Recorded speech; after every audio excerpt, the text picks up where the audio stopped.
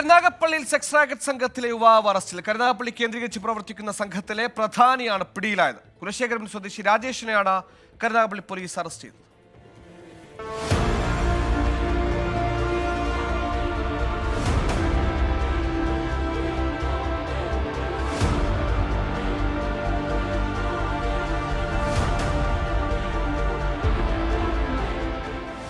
മൂന്ന് വർഷം മുമ്പാണ് കരുനാഗപ്പള്ളി താലൂക്ക് ആശുപത്രിക്ക് സമീപം രാജേഷ് വീട് വാടകയ്ക്കെടുത്തത്.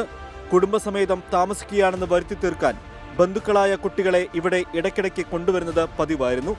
കഴിഞ്ഞ ദിവസം രാത്രി മുതൽ നിരവധി പേർ ഇവിടെ എത്തി. അവശനിലയിലായ സംഘത്തിലെ സ്ത്രീക്ക് ഉച്ചയ്ക്ക് 3 മണിവരെയും ഭക്ഷണം നൽകാത്തതിനെ തുടർന്ന് യുവതി രാജേഷുമായി വാക്കുതർക്കത്തിലേർപ്പെട്ടു.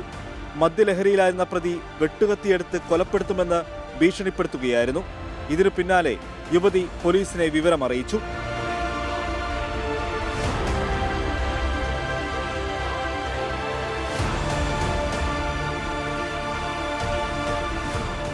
കരുനാഗപ്പള്ളി ACP അഞ്ജന ഭാവനയുടെ നിർദ്ദേശാനുസരണം SHO ബിജുവിന്റെ നേതൃത്വത്തിൽ പോലീസ് വീട് വളഞ്ഞ് പ്രതിയെ കസ്റ്റഡിയിലെടുക്കുകയായിരുന്നു.